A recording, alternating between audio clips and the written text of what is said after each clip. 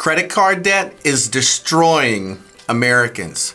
On average, it's estimated that the current credit card debt in America has reached over $988 billion, according to the latest from the Federal Reserve Bank.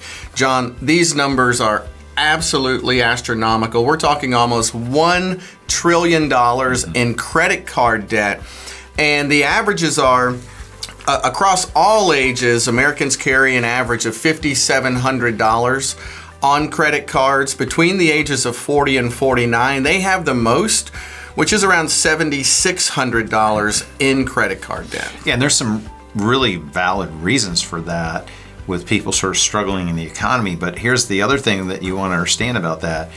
With interest rates going up, the average interest rate on credit cards in America today is 21%. So when you think about a family in ages of 40 to 49 years old with 2 or 3 kids or whatever their situation is, having that kind of debt at that kind of an interest rate, that's a huge risk. So what's driving? Well, the first thing is inflation.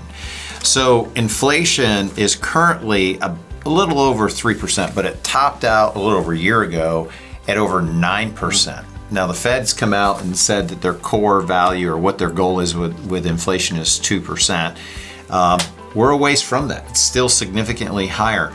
So inflation, which reached a 40-year high about a year ago when it was over 9%, has really impacted folks' wallet. In fact, MSNBC had an article that said about 61% of households are living paycheck to paycheck. So inflation has really impacted this demographic of people in terms of trying to earn and meet ends meet and pay for their family and groceries and gas and all that. So inflation's had a huge role in this really climbing of credit card debt in America. The second thing, though, which is a little bit different, quite a bit different, is convenience. Convenience is really driving it. Well, you think about all the conveniences out there, like Amazon. How many Amazon boxes do you get shipped to your house per week? Or some of the people out there, multiple packages per day being shipped to your house. So Amazon, the convenience there, it's hard to keep up with what we've actually spent sometimes just on our Amazon spending and things of that nature. Then you have things like rideshare, Uber, Lyft, where you're able to pay people to drive you different places. There's even companies out there that you can pay to come and pick up your dog poop, John. And so if you can think of it, there are companies out there, and a lot of people get sucked into paying for conveniences that they don't really need or that they can't really afford. Now, I'm not saying that rideshare is bad or some of these companies out there that offer these services aren't good, but if you can't afford them, you don't need to pay for them just for the sake of convenience. But I think a lot of Americans have gotten lazy because of these conveniences where we're not doing things for ourselves that we used to do.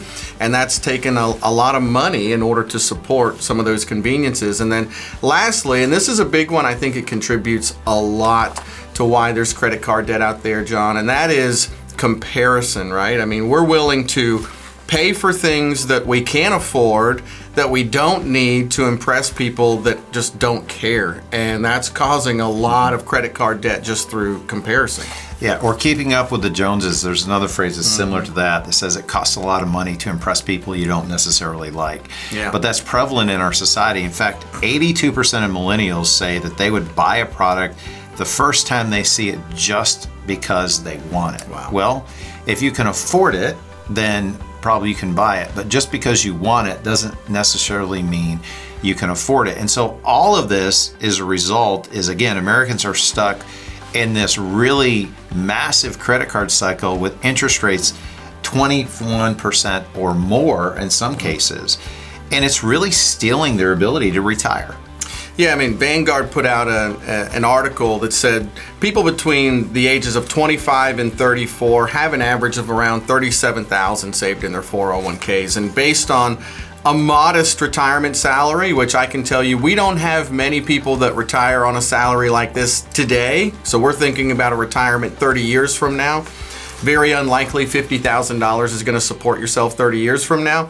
They're going to need over $1.5 million to be able to retire, and they're way off track. And that's because they're spending money on things that they don't need. Of course, inflation's driving that. The convenience, the comparison, all of that is absolutely stealing from people's future. That's right. And what you don't want to do is let credit card debt, or we would call delayed gratification in some cases, steal your retirement future. It's really not worth it. You need to invest in your future. Well, thanks for watching Retirement Talk.